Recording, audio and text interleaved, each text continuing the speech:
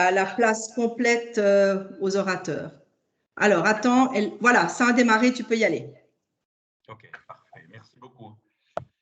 J'aimerais souhaiter une cordiale bienvenue aux hôtelières, hôteliers, restauratrices, restaurateurs, s'il y en a. Je remercie aussi la CLUSIS de sa collaboration pour cet événement. Je laisserai le soin à Sylvie de dire après qui est exactement la CLUSIS. Et puis, merci également aux orateurs.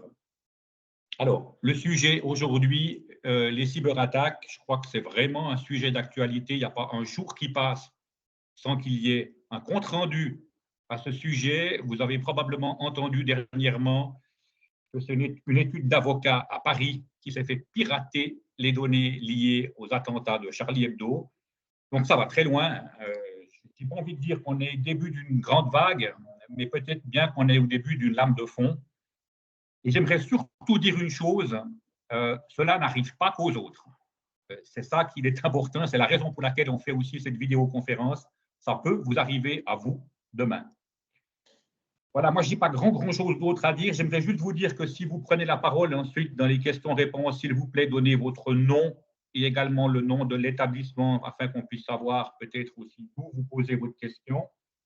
Et puis, pour le reste, je donne la parole à Sylvie Perrin-Jacquet, qui est présidente de la CLUSIS et qui est la modératrice de la vidéoconférence. Voilà.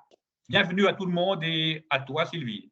Merci beaucoup, Monsieur Becker, pour cette introduction. Mesdames, Messieurs, bonjour, merci d'être là et puis de donner la possibilité aux CLUSIS de s'exprimer sur effectivement la confiance numérique. On a préparé cet événement avec Alain Becker avec une volonté de vous rendre attentifs à ce qui pourrait vous advenir au cas où vous subiriez une attaque cyber dans les semaines, les mois à venir. On ne vous le souhaite pas, mais ça peut avoir des conséquences. Et puis, ce qu'il vous faudrait absolument mettre en place pour éviter d'avoir, je dirais, un résultat qui soit beaucoup trop difficile après à vivre pour vous. On part du principe au CLUSIS que nous sommes responsables de nos actes et puis surtout, on a aussi une responsabilité face aux citoyens et vous face à vos clientes et vos clients pour leur assurer que dès le moment où ils vous communiquent un certain nombre de données personnelles, ces dernières ne partiront pas ensuite dans des attaques cyber qui pourraient vous arriver. Donc pour ce faire, on a sélectionné, on a proposé à 2 de nos spécialistes CLUSIS de vous présenter le regard qu'ils portent sur votre domaine en particulier, donc l'hôtellerie et la restauration. Et pour ce faire, on a le plaisir de vous présenter Monsieur Gheraldi Eduardo, qui travaille dans l'environnement de la sécurité, qui est consultant, mais qui surtout connaît bien l'environnement hôtelier. Et puis Monsieur Raoul Diez, qui est directeur contrôle et sécurité à la FER Genève, donc qui a le regard sur 22 000 entreprises affiliées qui eux aussi pourraient d'une manière ou d'une autre être attaquées par un volet cyber. Ces 2 messieurs vont donc s'exprimer chacun à leur tour. C'est Eduardo Gheraldi qui commencera. Ensuite, Monsieur Diez prendra la suite. Ils ont environ 20 minutes. On va essayer de tenir le timing. On m'a déjà dit que ce serait difficile. On va essayer de tenir le timing, 20 minutes chacun pour vous présenter la problématique. Et puis ensuite, il y a une partie question. Pour la partie question, vous avez 2 options. Soit sur votre écran, vous voyez la petite main avec la tête du bonhomme qui vous indique que vous désirez vous exprimer. À ce moment-là, vous le mentionnez et puis on vous donnera la parole. Soit vous avez le chat, c'est-à-dire la partie avec la bulle et les petites lignes, et là, vous écrivez la question que vous désirez poser. Je la reprends à un moment donné au terme de l'intervention de l'un ou l'autre des orateurs. Mais sans plus attendre, je vous propose qu'on entre dans le vif du sujet. Je vous demande, je rappelle, de bien vouloir couper vos micros, couper également vos caméras. Ça me permet, je vais le faire également. Et puis, je donne directement la parole à Eduardo et puis on se retrouve tout à l'heure. Merci beaucoup et bonne séance.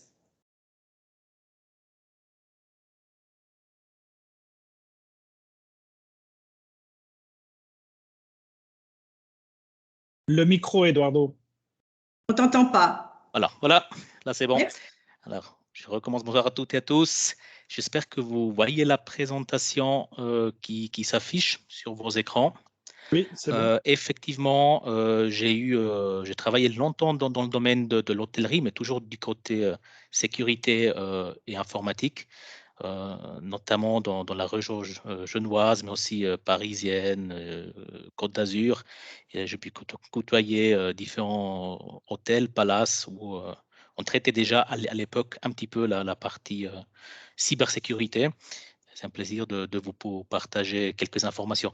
Je dirais, j'ai deux objectifs ce soir. C'est premièrement, vous sensibiliser. J'aimerais vous montrer, mais effectivement, qu'est-ce qu'il y a une cyberattaque, par où elle peut arriver, quelles sont les motivations, pourquoi on attaque aujourd'hui des hôtels.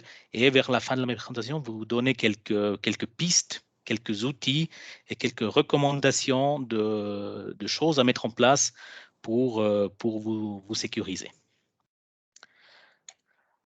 Moi, j'aime bien toujours démarrer avec un petit peu d'actualité. Et la dernière actualité, surtout dans le domaine de l'hôtellerie, je l'ai trouvée la semaine passée, c'était le 16 novembre, où il y a eu un site de booking, Red Doors, je ne sais pas si vous le connaissez, c'est plutôt un site asiatique, qui s'est fait pirater et il y a eu 5,9 millions de données clients qui ont fuité. Hein. Donc, on voit, même si vous n'êtes pas acteur ou responsable d'une plateforme de booking, certaines données ou certaines réservations ont fuité. Si on regarde de manière générale, il y a eu dans les dernières années différentes attaques. Hein.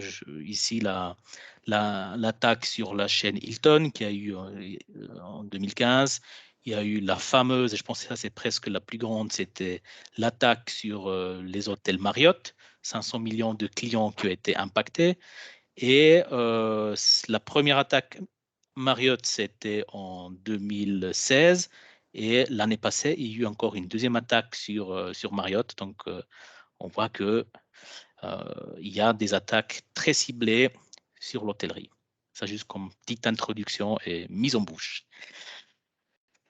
La question de principe, un petit peu de théorie, qu'est-ce qui est finalement une cyberattaque? J'essayais un petit peu de structurer le thème et de vous ressortir les informations les plus pertinentes. Alors, on peut dire qu'une cyberattaque est vraiment une action qui est faite de manière volontaire pour causer un dommage soit à vos informations que les hôtels traitent et éventuellement aux personnes qui traitent ces informations. Et ces attaques sont la plupart des temps exécutées à travers un réseau informatique, parce qu'aujourd'hui, tous les systèmes informatiques sont connectés. Hein, vous êtes connectés sur Internet. La plupart des attaques utilisent donc ce vecteur de communication. Les attaques sont faites par souvent des hackers. Hein. Ça peut être soit une personne seule, un groupe de hackers ou un État. Je vous donnerai là-dessus un peu plus de détails sur leur motivation sur le slide d'après. Et ces cyberattaques sont facilitées parce qu'on a une quantité vraiment croissante d'informations. On sort du périmètre, je dirais, de vos murs, hein, du bâtiment de l'hôtellerie. On voit de plus en plus sur des services qui sont mis sur le cloud, avec les systèmes de réservation, avec les paiements qui transitent de partout. Et malheureusement, la mise en œuvre de ce système, quand on les met en œuvre par manque de connaissances ou que sais-je, ils présentent beaucoup de failles de sécurité et c'est ça qui est intéressant pour les hackers d'exploiter. Un élément quand même important, c'est que beaucoup, je dirais pas tout, mais beaucoup de ces attaques, on a moyen de prévenir en agissant soit sur la personne, soit sur les processus de l'entreprise, ou soit aussi on met en place des outils techniques. Hein.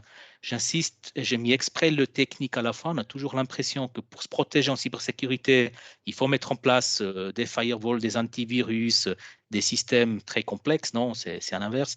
On peut déjà travailler sur l'humain, on peut travailler sur les processus et aligner tout ça avec des outils techniques déjà existants. Hein. On peut déjà exploiter 90 ou le 100% des outils techniques que les hôtels ont déjà actuellement, justement en axant les actions plutôt sur l'humain et le processus. Alors, qui finalement est intéressé à attaquer les hôtels? J'essaie de te faire une petite cartographie. Donc, La personne qui attaque, c'est le threat actor, c'est qu'est-ce qu'on voit en haut à gauche, et en dessous, vous verrez les motivations. Alors, premièrement, c'est des enfants et des ados qui peuvent vous attaquer. Alors, pourquoi des enfants et des ados peuvent vous attaquer directement? Ils n'ont pas de motivation directe d'attaquer un hôtel. Leur objectif, c'est surtout de faire connaissance avec les systèmes informatiques, d'aller sur le darknet parce que c'est relativement facile à y aller et à utiliser des outils qu'on peut télécharger. Et par manque de connaissances des enfants ou des adolescents, malheureusement, ça pourrait toucher un hôtel. Ils ne le font pas exprès, ils ne visent pas directement les hôtels, mais beaucoup de dommages collatéraux sont quand même faits par des attaques non ciblées.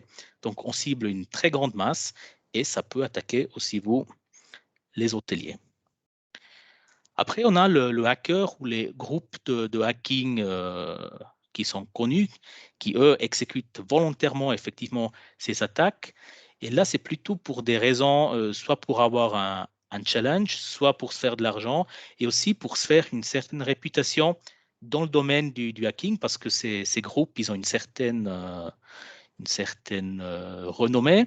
Et le plus qu'un groupe de hackers peut publier d'attaques qu'ils ont pu effectuer, plus ils gagnent en estime et plus on les écoute dans ces milieux de hacking. Donc ça, c'est vraiment, je dirais, un des vecteurs très, très pertinents et important à identifier. Il y a un autre groupe de hackers qu'on appelle les hacktivists. Eux, c'est plutôt d'autres motivations. Ils ont une certaine idéologie, une vue politique ou des raisons au niveau social qui peuvent faire qui vous attaquent. Donc, en fonction des communications qu'un hôtel peut faire, soit sur les médias ou sur Instagram, une photo qui est déplacée, mais ça pourrait réveiller l'envie de certains activistes d'attaquer les hôteliers. Une autre personne ou individu ou groupe qui attaque les entreprises, mais aussi les hôtels, c'est les insiders. Les insiders, c'est souvent des personnes qui sont très proches à l'entreprise. Ça peut être des collaborateurs, ça peut être des fournisseurs, ça peut être votre prestataire informatique, mais qui gagnent surtout soit de l'argent en publiant certaines informations ou en vendant des informations sur le darknet, ou alors aussi par pure vengeance. Alors voilà, j'ai eu une mauvaise journée avec mon supérieur et du coup, voilà, je publie le mot de passe du système d'hôtel sur le darknet. Au passage, je gagne quelques centaines de francs et voilà, les autres hackers peuvent après profiter. Donc, il y a aussi vraiment cette population d'employés internes et de personnes proches de l'entreprise qui peuvent être un vecteur d'attaque menaçant. Et finalement, je dirais, dans toute la constellation, les pires, et ça c'est une vue plutôt personnelle, mais c'est vraiment, je dirais, ceux qui font le plus d'attaques, c'est finalement les États. On connaît la NSA d'un point de vue États-Unis. Après, il y a d'autres États, les Chinois, les Émirats, qui ont vraiment beaucoup de ressources à disposition, que ce soit matériel, que ce soit monétaire ou d'un point de vue aussi personnel, pour mener des attaques, pour espionner, peut-être pas forcément l'hôtel directement, mais plutôt espionner les clients. Et j'ai cherché un petit peu dans mon entourage les statistiques. La mauvaise nouvelle, c'est qu'en Suisse, le point d'entrée de quasiment tous les espions qui arrivent sur le territoire suisse se trouve à Genève.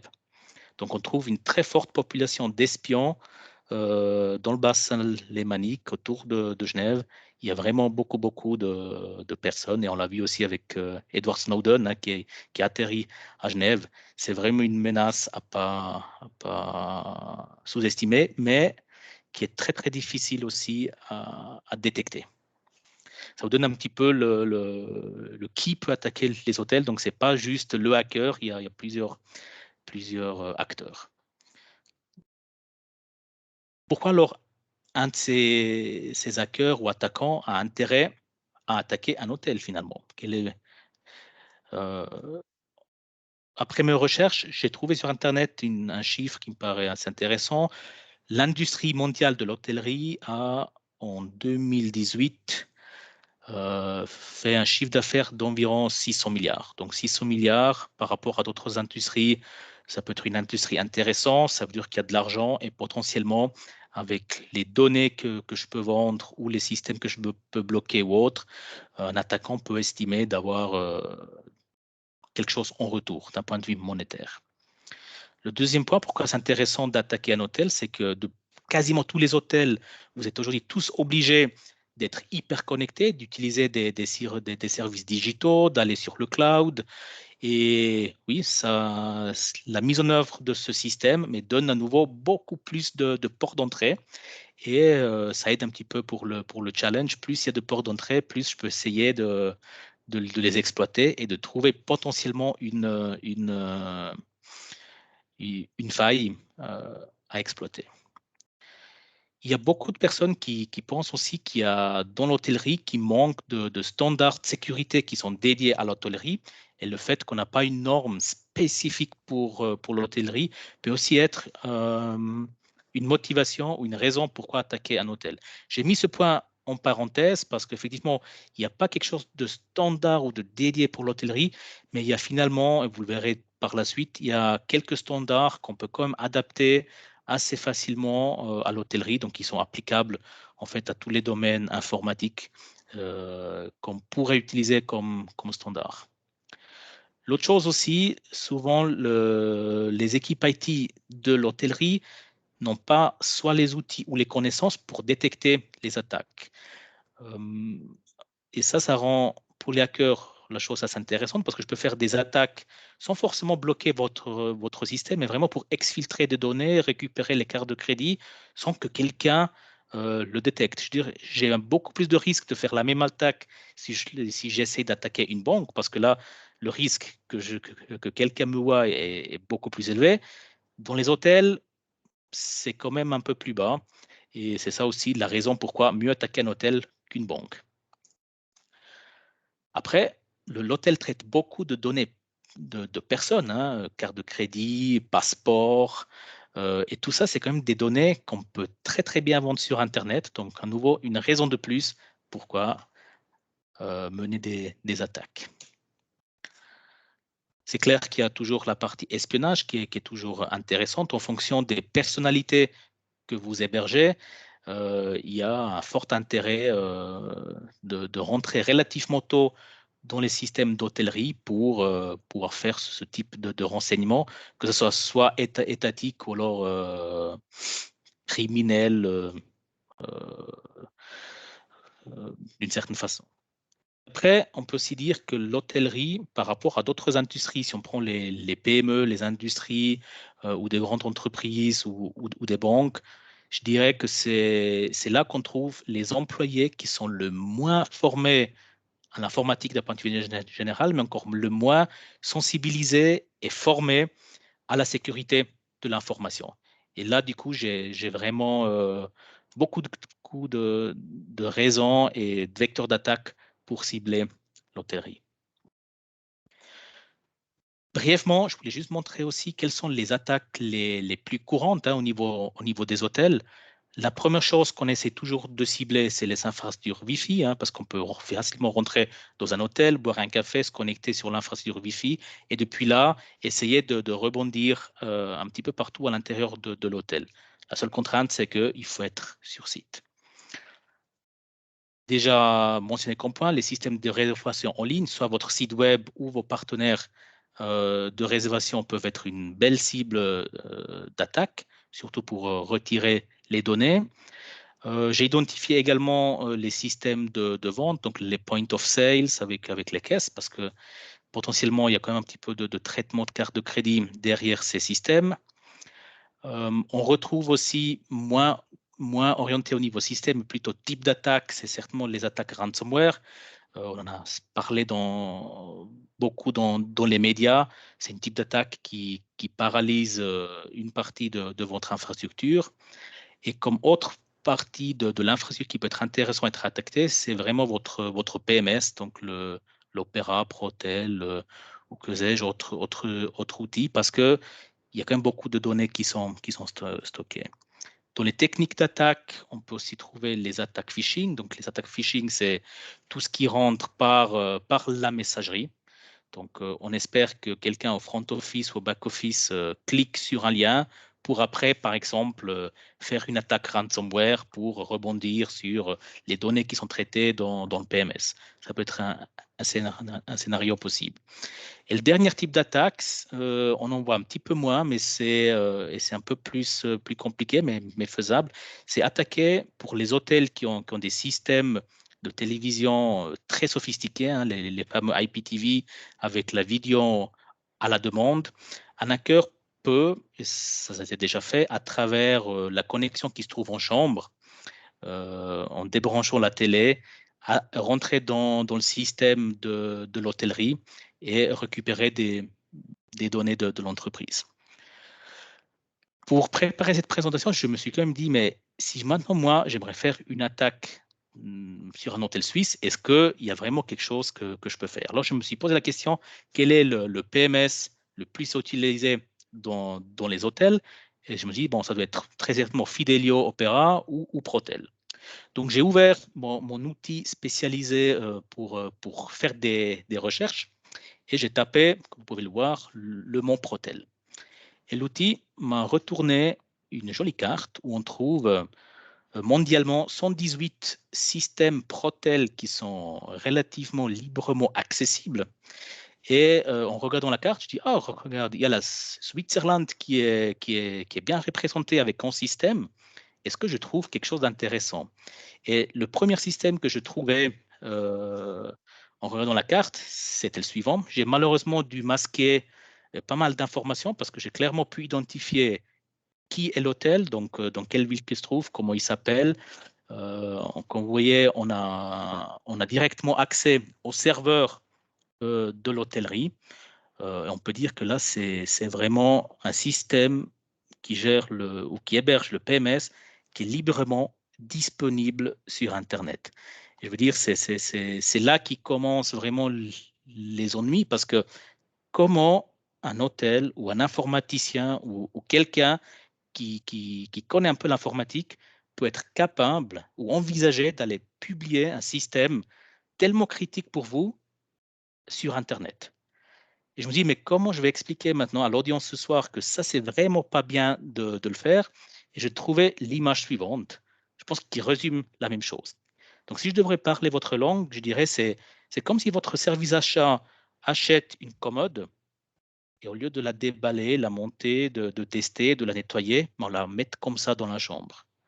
Et je dirais, beaucoup d'hôtels et beaucoup d'entreprises aussi de manière générale, ils voient l'informatique comme des meubles, comme des pièces qu'on pose à quelque endroit, mais sans vraiment prendre la peine de les configurer, de les mettre en place correctement. Et si on se prend déjà la peine à faire les choses de manière correcte, on pourrait déjà réduire énormément tous les attaques qu'on trouve dans les systèmes informatiques. Au niveau temps, je vais essayer d'accélérer sur le dernier slide. La question, c'est comment vous, en tant qu'hôtelier, vous avez la possibilité de vous protéger. Et ce n'est pas forcément facile, mais c'est possible. Il faut partir déjà, avoir un point de départ, j'appelle ça un quick audit.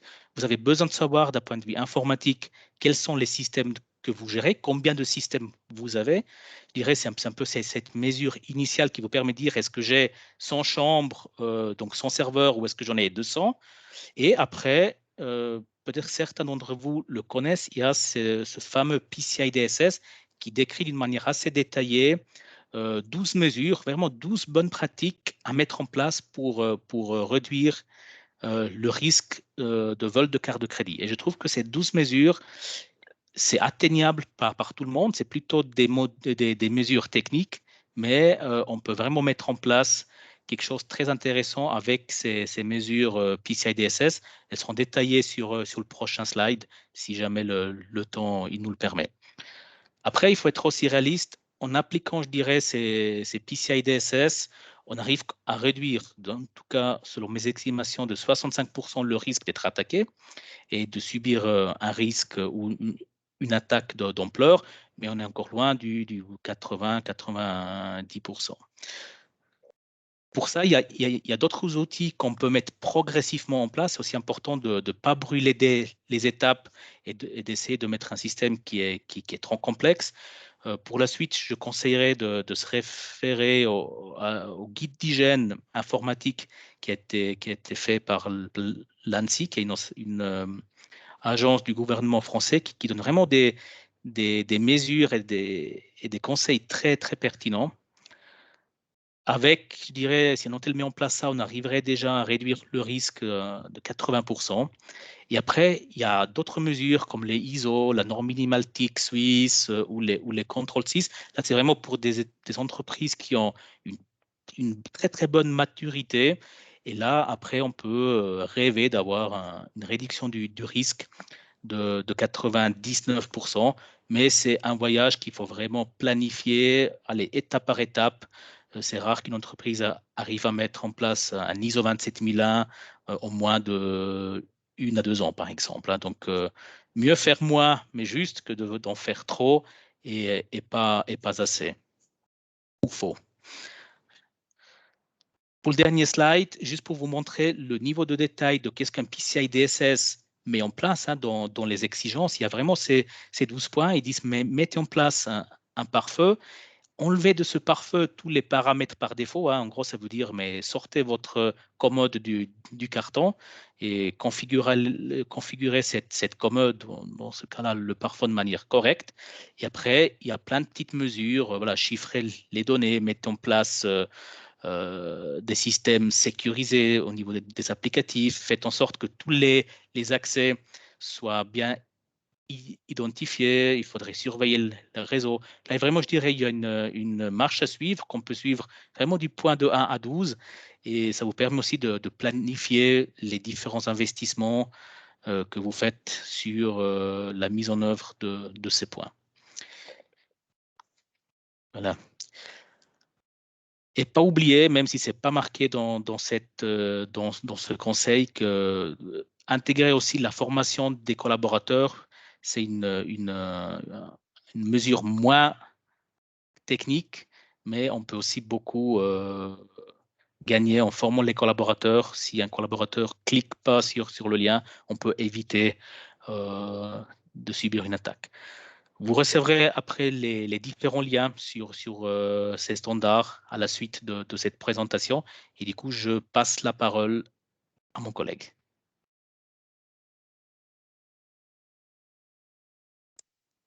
Merci, Eduardo. Vous avez ainsi pu vous rendre compte tout ce qu'il vous faut mettre en place ou tout ce que vous avez déjà peut-être mis en place pour éviter l'attaque. Et puis maintenant, si malgré tout ça, vous vous faites quand même attaquer, que devons-nous faire? Monsieur Diez. Oui, mesdames, messieurs, bonjour, bonsoir. Je vais faire donc une présentation très intéressante. D'ailleurs, merci Eduardo pour cette présentation que je trouvais très à propos. Et puis, on voit bien que tu as la connaissance de l'environnement et qui sert tout à fait d'introduction à ce qui va être dit. Je me suis focalisé, et je vous le présenterai à l'écran dans quelques instants, je me suis focalisé sur une to-do list, une liste des choses à faire. Certaines vont reprendre de ce qui a été dit juste avant, mais je les ai divisées en 3. Donc, voilà, je vous envoie l'image et j'espère que vous voyez cet écran-là. C'est le cas? Oui, on le voit très bien. Oui, tout à fait. D'accord. Merci. Alors, ce document, c'est un document qui s'affiche directement sur un navigateur. Ce n'est pas une présentation PowerPoint et c'est le document que je vous enverrai. Et il contient des liens à l'intérieur. Tout est intégré. Des liens que vous allez pouvoir aller visionner une fois que vous aurez reçu le fichier en question.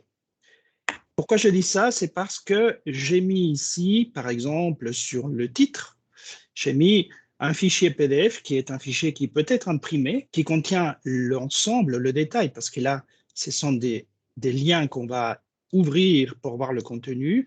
Mais le fichier PDF, vous pouvez l'imprimer. Si toutefois vous le faites en format A3, c'est plus lisible. Et j'ai même intégré un document qui est un document Word, vous verrez, qui contient juste la liste des points et numéroté. Et ce qui fait que ça fait vraiment une to-do list. Si jamais vous avez un problème, vous sortez la liste. Je pense que vous allez le faire avant, bien entendu, mais l'idée est la suivante. Je pars donc comme introduction, l'objectif de la présentation que je vais lancer d'ailleurs le minuteur en même temps. Comme ça, on est sûr que je ne déborde pas les 20 minutes. Les questions qui ont été posées et qui apparaissent dans l'invitation qui vous a été envoyée sont les suivantes. Que mettre en place pour éviter que cela ne se produise? J'ai rajouté ou se reproduise parce que ça peut arriver et il faut se protéger pour une deuxième fois. Quel est l'investissement financier pour se mettre en conformité? Comment réagir face à une cyberattaque? Que faire si on est victime? Est-ce qu'il faut payer ou ne pas payer? Je pose sur la table la problématique. Je peux vous en parler des cas que nous avons vécus, des entreprises, et elles sont confrontées à ce type de problème. Et puis, à deux positions, on y reviendra. Comment rétablir la situation? Et puis, du point de vue de la gouvernance, c'est-à-dire de la direction, là, on parle spécifiquement des hôtels, qu'est-ce qu'il faut faire? Quel est le rôle? Alors, les réponses à ces questions se trouvent ici. Qu'est-ce qu'il faut faire avant? Qu'est-ce qu'il faut faire pendant une attaque? Et qu'est-ce qu'il faut faire après? Maintenant, revenons au constat, qui, vous allez voir, ça revient à dire ce qui a en partie dit Eduardo. Le vecteur le plus important des menaces que nous avons aujourd'hui dans les entreprises, et je ne parle pas spécifiquement de l'hôtellerie, Eduardo l'a très bien fait, c'est la messagerie. 94% des cas, ce sont des attaques qui arrivent par la messagerie. C'est donc cette faiblesse qui pose le plus de problèmes aux entreprises en général. Si vous voyez ici, il y a des liens qui ont été rajoutés. Vous allez pouvoir cliquer dessus, donc je peux le faire juste pour l'exemple maintenant, et il vous envoie sur des exemples, des informations qui vont peut-être vous donner une idée plus précise de quel est le problème. Mais je ne rentrerai pas en détail systématiquement puisque l'idée, c'est d'avoir une vision globale, pas rentrer dans le détail. Mais si jamais vous avez des questions, vous pouvez me les poser ce soir ou bien me les poser ultérieurement. Vous allez retrouver mes informations. Alors, je reviens sur ma présentation. Voilà. Maintenant, ceci étant dit, que la messagerie est le problème majeur que vous avez, en général pour les entreprises, qu'est-ce qu'ils cherchent les criminels? Comment est-ce qu'ils s'introduisent dans les systèmes? Indépendamment de ce qui a été déjà dit, ils profitent aussi des failles de sécurité des systèmes. Cela veut dire que les mises à jour des systèmes sont essentielles et systématiques. On ne peut pas partir de l'idée qu'on laisse l'informaticien décider. Non, non, ça c'est un rôle. Et on reviendra juste après, dans la partie avant, je l'indique clairement, c'est de la gouvernance. Et je suis absolument d'accord avec Eduardo. Vous ne pouvez pas, plus ou pas, considérer l'informatique comme étant un problème des autres. Eh bien non, c'est votre problème et il faut le prendre. Et si toutefois, ce n'est pas le cas encore aujourd'hui, ça doit faire partie de la problématique que vous allez devoir traiter dans vos séances de gestion, d'administration, de gouvernance. Obligatoirement, parce que c'est un problème majeur. Un autre élément qui est très important à mettre en évidence à ce niveau-là, c'est que les criminels, ils vont donc copier systématiquement les informations, tout ce qu'ils trouvent, parce que dans le cas d'un ransomware, c'est comme ça que ça fonctionne. Les criminels sont déjà dans le réseau sans que vous vous rendiez compte, pendant des semaines ou des mois, et une fois qu'ils ont tout copié, ils installent un logiciel qui vient bloquer toute l'utilisation des ordinateurs. Et on vous demande de payer une rançon en Bitcoin. Eh bien, si vous ne payez pas, toutes les informations qui ont été copiées, soit elles sont vendues, soit elles sont publiées sur Internet, sur ce qu'on appelle le dark web. Donc, les moyens d'extorsion sont quand même différents et divers. Non seulement ils veulent vous faire payer une rançon, mais en plus, ils seraient capables, c'est ce qui s'est passé, si j'ai bien compris ce qu'on disait tout à l'heure, et une étude d'avocat a été piratée dernièrement, hier ou avant-hier, et ce sont les informations des attaques du Bataclan qui ont été publiées. Voilà, c'est terrible. Je pense que ce cabinet d'avocats n'a pas voulu payer la rançon. Maintenant, qu'est-ce qu'on fait avant, en prévision? Autant prévenir que guérir, n'est-ce pas? Eh bien, c'est une affaire de gouvernance. Vous devez traiter les risques. Vous devez déjà vous poser la question, quelle est la durée d'interruption maximale de vos systèmes qui est acceptable avant que vous ayez des problèmes majeurs? C'est quoi? C'est 4 heures? C'est 8 heures? C'est une semaine? Est-ce qu'un hôtel peut se passer toute la chaîne de fonctionnement pendant une semaine? Je ne peux pas répondre, je vous laisse répondre à cela. Mais en fait, pourquoi faire cet exercice? Le fait de se poser la question vous obligera à déjà donner une réponse et à mettre en place des mécanismes qui feront que, si vous dites que c'est 24 heures et pas plus, eh ben en 24 heures, peu importe ce qui arrive, tout le système de l'hôtel doit fonctionner à nouveau comme avant. Alors après, il faut mettre les moyens financiers et puis les moyens techniques. Mais ces questions-là, vous êtes bien obligé de vous les poser. Et puis ensuite, vous devez évaluer aussi les informations que l'on possède, que vous possédez, et savoir si ce sont des informations publiques. Ce n'est pas grave, ils les ont volées, ils les publient, ce n'est pas un problème. Maintenant, est-ce que vous avez des données sensibles ou est-ce que vous avez des données confidentielles?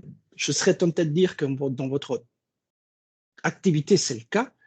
Et donc, ces informations, il faudrait les protéger, éviter qu'elles tombent dans les mains des personnes inconnues, des tiers inconnus, comme dirait la loi.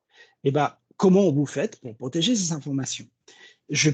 Nous pourrions parler pendant des heures de la gestion des risques, mais je me suis dit que ces 2 points étaient peut-être suffisants pour vous donner l'idée, déjà, du chemin, de l'orientation qu'il faut donner à cette analyse. Et une fois que vous avez fait cette étude, vous allez mettre en place des mécanismes de protection. On les a plus ou moins, la plupart des sociétés ont déjà mis en place des anti-spam, des antivirus et des autres types de protection. Les informaticiens sont quand même assez à disposition pour vous proposer des services ou d'outils. Ce qu'il faut savoir, c'est que tout ça, ce qui apparaît ici, ça ne suffit pas. Si on revient sur la problématique de la messagerie, et là, je ouvre un pavé qui est peut-être plus important, et je n'irai pas dans le détail, mais c'est essentiel. Vous devez sensibiliser à la problématique. Nous le voyons même en interne à l'affaire Genève. À chaque fois qu'il y a des nouveaux collaborateurs, je donne un séminaire de formation sur la sécurité et puis on parle de la problématique. C'est pour tous les nouveaux collaborateurs. Et puis, on leur fait signer une charte et on leur indique quelle est la directive qui s'applique à l'utilisation des informations et à l'utilisation des postes de travail. Ce qui fait que sensibiliser à la problématique, tout le monde, je parle bien des collaborateurs, mais aussi de la direction, est un des éléments récurrents que vous allez devoir faire tout le temps. Puis, qu'est-ce qu'on va dire, grosso modo, dans cette sensibilisation? Qu'il faut vérifier les interlocuteurs pour être sûr que quand on reçoit un mail ou un appel téléphonique de quelqu'un, on a bien affaire à la personne en question et non pas quelqu'un qui essaye de se passer par. Il y a quelques années de ça, il y avait une attaque, on appelait ça l'attaque du président. Vous aviez quelqu'un au téléphone qui se faisait passer par le président et vous disait de vous mettre en relation avec des avocats pour faire un achat stratégique en Asie. En fait, évidemment, vous n'aviez pas le président en ligne, sauf que c'était tellement crédible que les comptables finissaient par verser des sommes incroyables. Moi, je me rappelle avoir été formé les cadres après ce type d'attaque, pendant laquelle une personne de la comptabilité avait versé 1,5 million. Alors évidemment, le 1,5 million, on ne l'a pas retrouvé, mais voilà. C'est-à-dire que vérifier l'interlocuteur est essentiel. Deuxième point, et qui n'est pas des moindres, n'est pas cliquer sur les fichiers joints sans avoir vérifié leur innocuité. Ça paraît bête, ce que je suis en train de dire, et ça paraît bête que j'insiste sur ces points-là, mais c'est essentiel, parce que ça passe par là. Les fichiers joints, j'aurais pu mettre les liens Internet aussi, mais la plupart du temps, ce sont des fichiers joints. Et quand je dis fichiers joints, ceux qui sont les plus menaçants, c'est les documents Word, Excel, parce qu'il y a des macros et puis on peut les activer. Les pirates activent les macros et puis quand vous les ouvrez, les fichiers, ils s'exécutent sur votre ordinateur et puis ils lancent des commandes et puis voilà, vous perdez le contrôle de la situation. Donc attention aux fichiers de la suite Office, attention aux fichiers compressés. Bien évidemment, ça ne s'arrête pas là, mais je suis en train de vous faire juste un premier message. Mais ça devrait vous interpeller et puis ça vous donnera des pistes de réflexion. Pour le type de messagerie, peu importe que vous soyez dans le cloud ou que vous soyez en interne, la problématique est la même.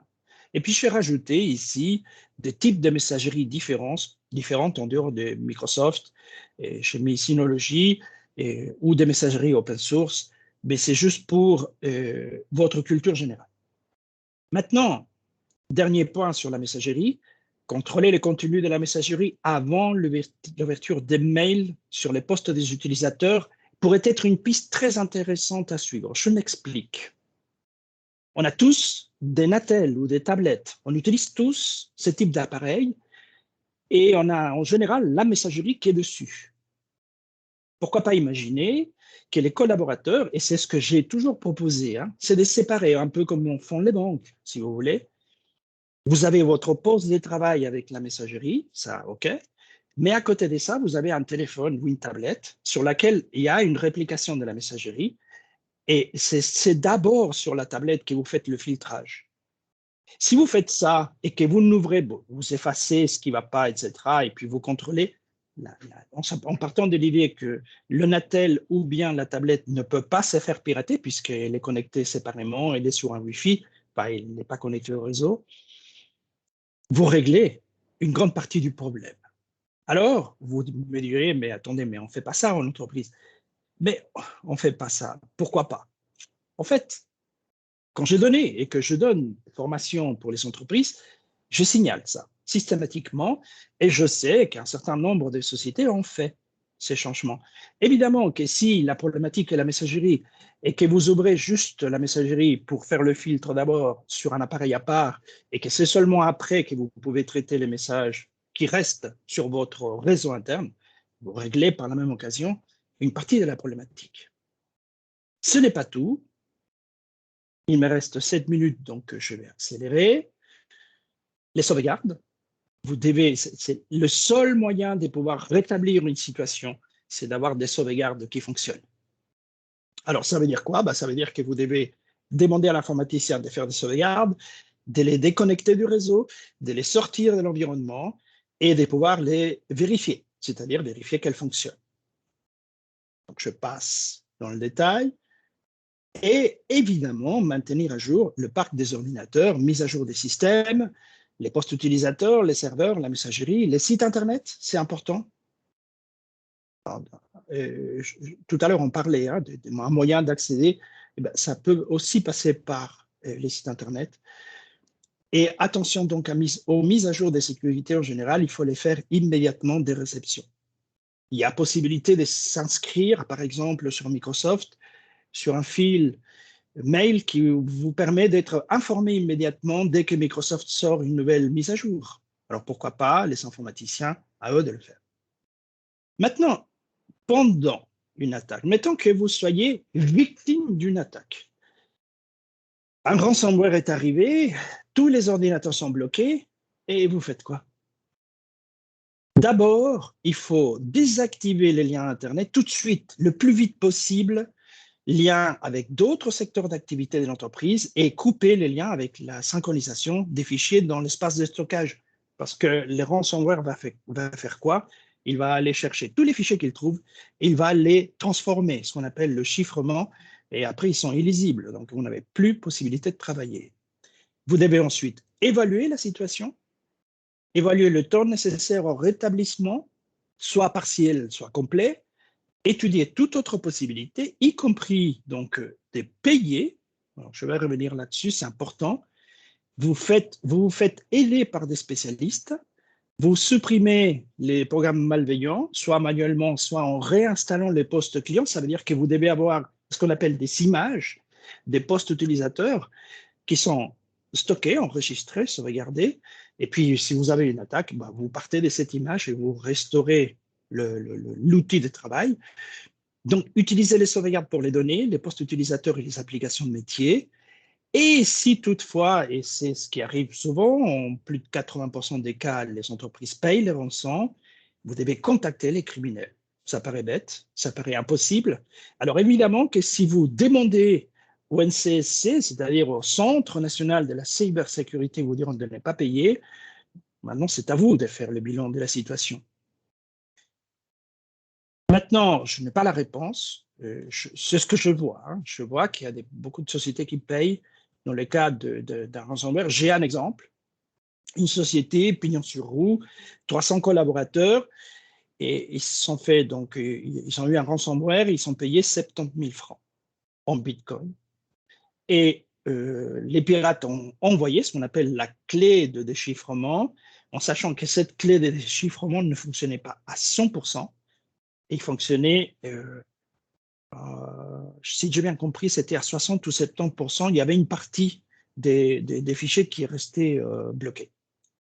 Mais enfin, et comme il reste 3 minutes, qu'est-ce que vous faites après? Après, bah, une fois que vous êtes passé par la situation dans laquelle vous êtes touché, vous avez travaillé et puis vous avez appliqué le plan décidé, bah, vous récupérez les fichiers sur un ordinateur ou un appareil propre. Sachez qu'il y a la possibilité de mettre en place un outil de sauvegarde locale sur Windows ou de sauvegarde centralisée sur serveur. Vous réactivez à nouveau les liens et n'oubliez pas de dénoncer la situation, de porter plainte, parce qu'il est possible, selon des informations qui l'on possède de ce qu'on appelle dans les historiques, de savoir d'où vient l'attaque. Et puis parfois, il y a des adresses Internet qui sont sur Suisse. Et bien, si c'est le cas, ces adresses en Suisse peuvent être comment dire, contrôlées par les organes officiels. Je parle de la police, je parle du NCSC, on parlait de Mélanie à l'époque, aujourd'hui Mélanie fait partie du NCSC. Et voilà. Donc, je suis à 2 minutes de la fin. J'espère que ce rapide parcours du combattant, parce que c'est un peu ça, vous aura permis de vous faire une idée. Je vous montre les fichiers que j'ai mis en annexe, ils apparaissent là. Là, il y a un fichier PDF. Et puis ensuite, vous avez aussi un document qui est un document Word qui contient en 2 pages tout ce qui est marqué dans la présentation et à la limite, ça serait la to-do list. Vous pouvez passer avec ça, ça s'imprime en format A4. J'essayais donc de faire en sorte que vous ayez quelque chose de rapide à utiliser, mais c'est une première approche. Après, il faut, avec vos informaticiens, il faut aller un peu plus loin. Voilà, j'en ai fini. Si jamais vous avez des questions, avec plaisir. Messieurs, merci beaucoup pour cette présentation qui est dense et le menu est relativement rempli. Je propose qu'on ouvre la discussion. Est-ce que Monsieur Becker, lui, a déjà des questions ou une question à poser? J'ouvre la discussion ou parmi les personnes qui sont en ligne. Non, moi, j'ai pas de questions à ce stade. Je crois que c'est bien s'il y a des questions du terrain. Mais voilà, c'est assez impressionnant tout de même, le tout. Hein. Voilà. On a essayé de faire un contenu qui ne fasse pas trop peur.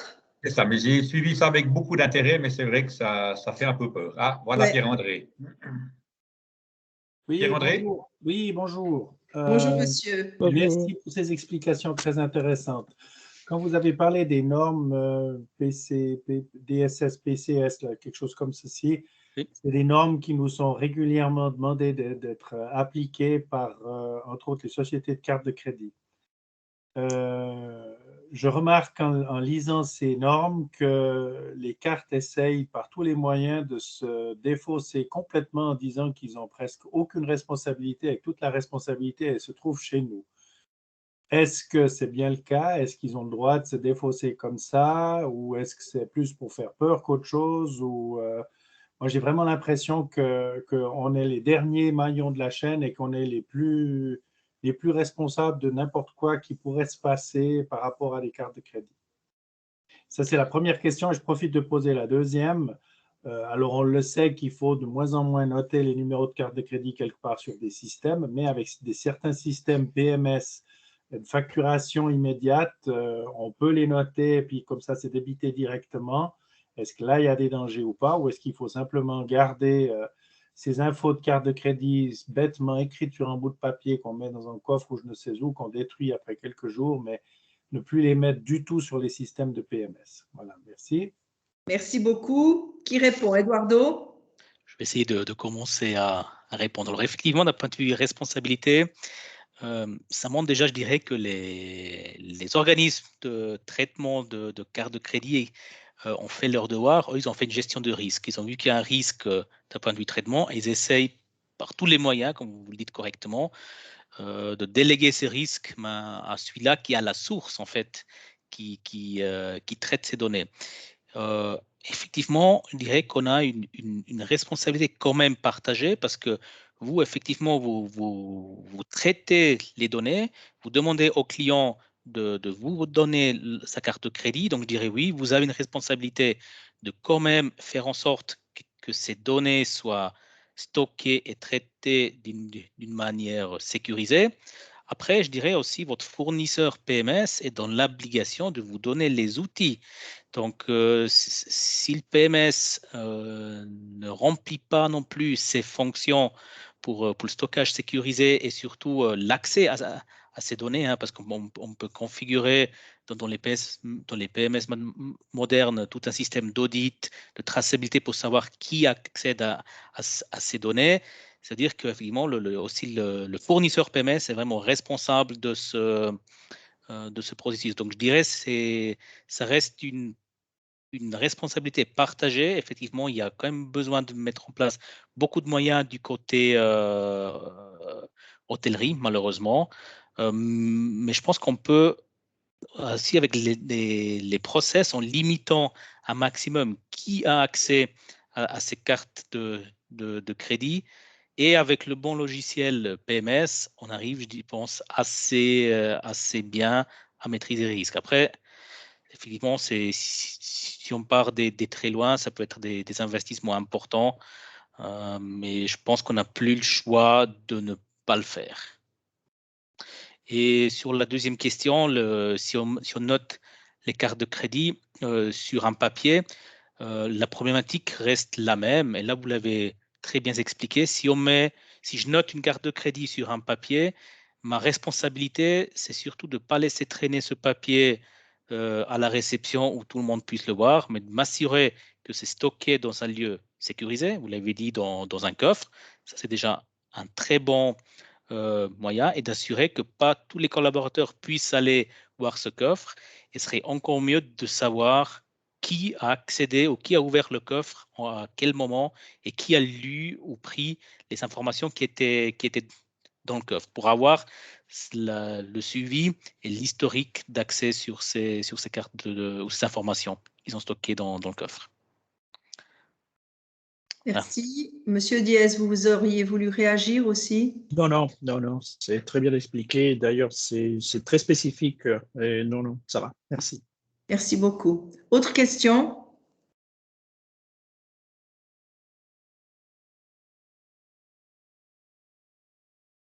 En tout cas, ce que démontrent vos... Ah, Madame Rouvna, oui, je vous en prie.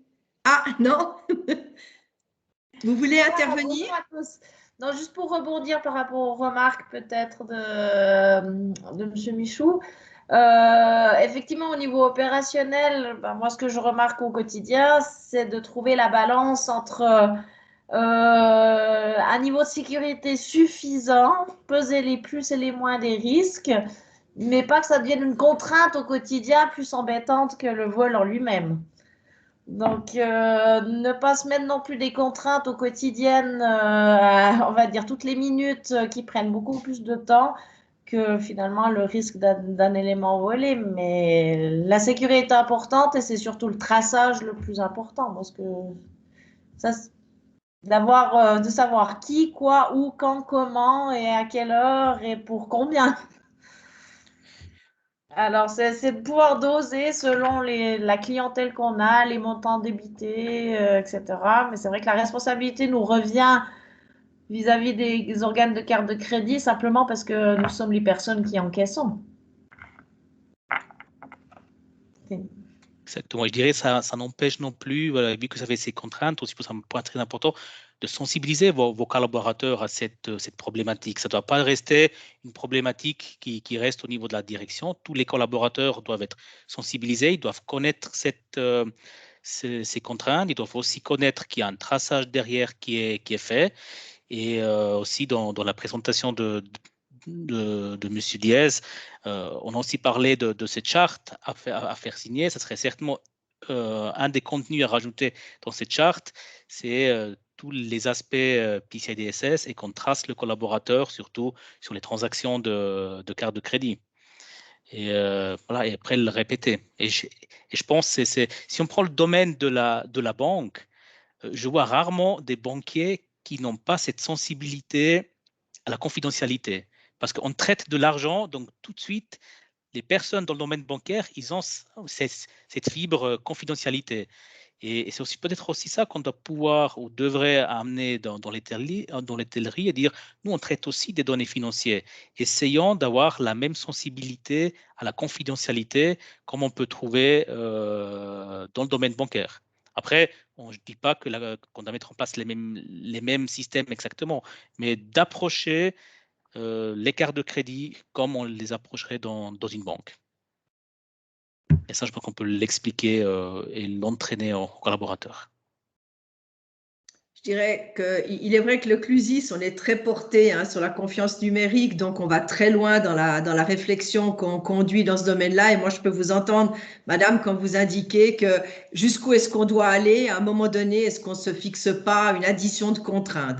Simplement, voilà, je le comprends très bien. Donc, nous, on est hyper sensibilisés à la confiance numérique et à la sécurité. Par contre, ce qu'on constate aujourd'hui, c'est que des entreprises qui ont plutôt eu un regard léger sur le problème ont dû fermer boutique parce que malheureusement, la manière dont elles se sont fait hacker, ça les a fait couler. Parce que les informations que les hackers ont obtenues, elles ont dû fermer boutique. Ça, c'est la première des choses.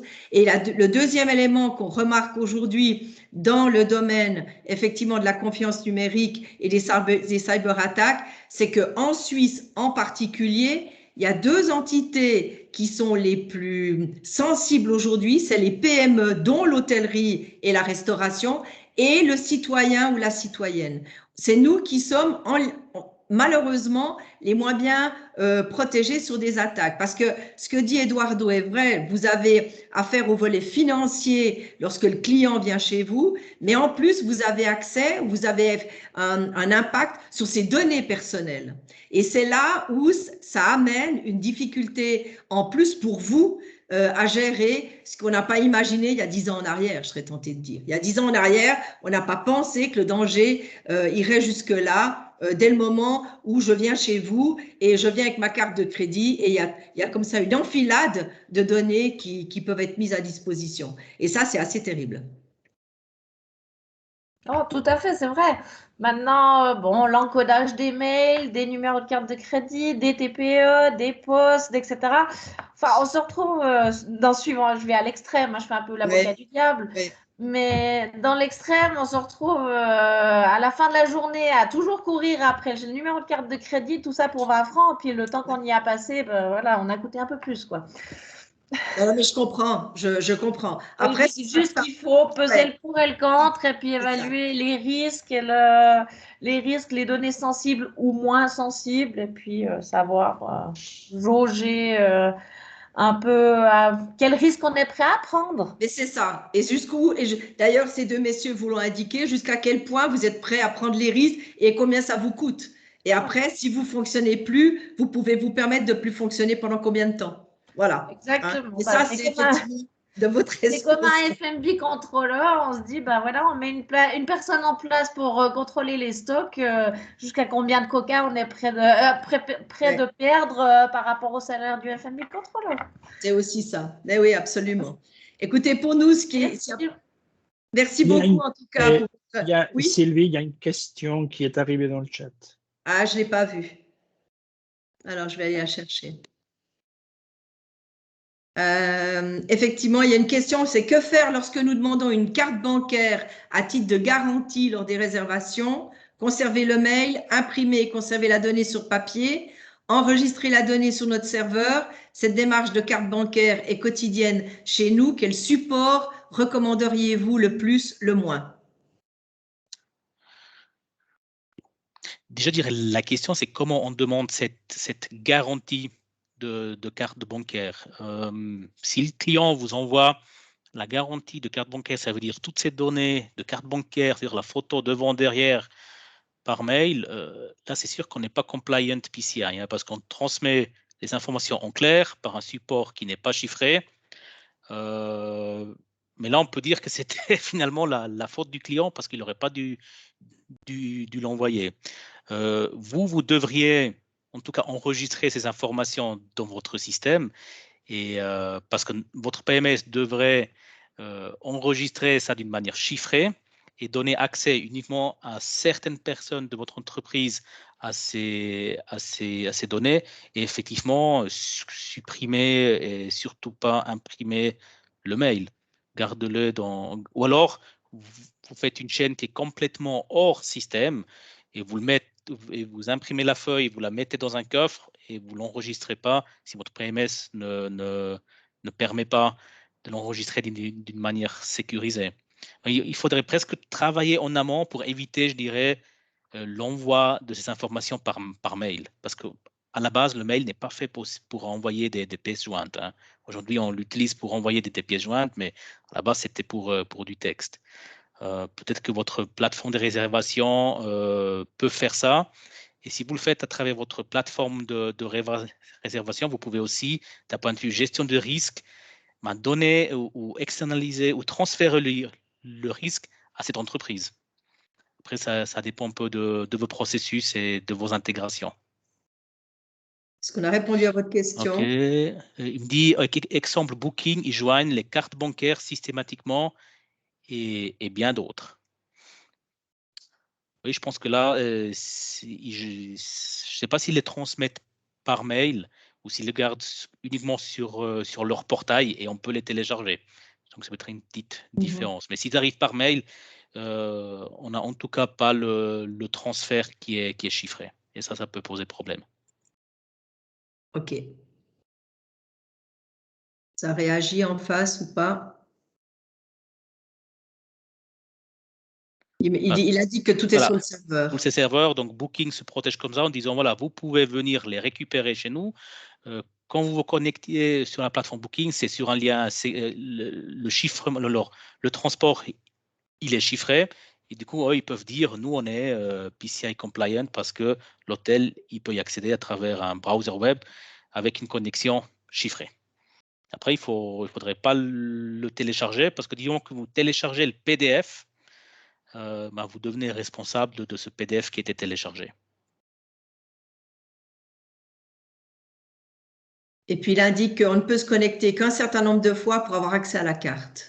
Voilà, ça montre qu'ils ont vraiment implémenté les recommandations du PCI DSS pour éviter le risque de copie de carte de données. On estime que, je ne sais pas, 5 connexions sont tolérées et après, ils bloquent parce que peut-être notre collaborateur qui aurait les mêmes accès pourrait aller scanner toutes les cartes. Donc, on voit qu'il y a quand même beaucoup de notions PCI DSS qui sont appliquées chez Booking. OK. Les conseils, c'est voilà, laissez-les là-dessus et ne les transférez pas. Comme ça, vous n'avez pas ce risque à traiter vous-même.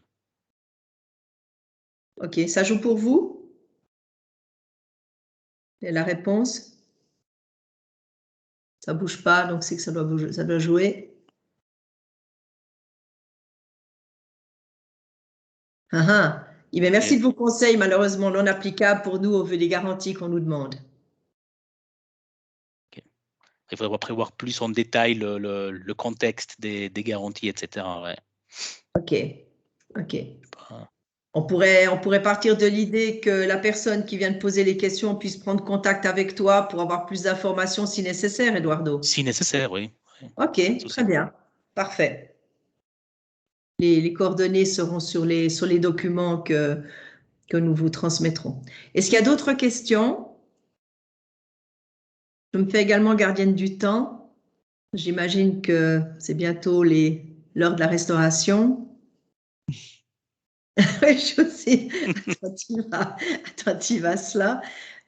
Si on arrive au terme des questions, en tout cas, je vous remercie d'avoir été en ligne avec nous. Je rappelle que ce que vous venez de voir et d'entendre, vous pourrez le revoir puisque nous enregistrons l'événement. Et puis, les documents qui vous ont été présentés vous seront remis en version PDF. Vous y aurez accès. Ça vous permettra de voir ensuite comment vous désirez mettre en place ou contrôler les procédures que vous avez mis déjà en place dans vos établissements. Il est clair que le CLUSIS, Monsieur Becker, on reste à votre disposition si vous désirez renouveler l'exercice à une autre fois ou reprendre un des sujets qu'on a abordés aujourd'hui pour pouvoir affiner, si ça s'avérait nécessaire, le contenu de notre présentation. Mais je vous donne la parole pour clore cette séquence et puis je souhaite à chacune et chacun une très belle fin de journée, des belles fêtes de fin d'année et puis j'espère que le Covid nous laissera tranquilles et nous permettra d'exister dans les meilleures conditions possibles pour cette fin 2021. Mais je vous passe la parole, Monsieur Becker. Ok, merci beaucoup, Présidente. Merci aux orateurs. C'était en tout cas, moi j'ai trouvé ça fort intéressant et je pense qu'on aura effectivement l'occasion de reparler du sujet malheureusement dans les mois à venir.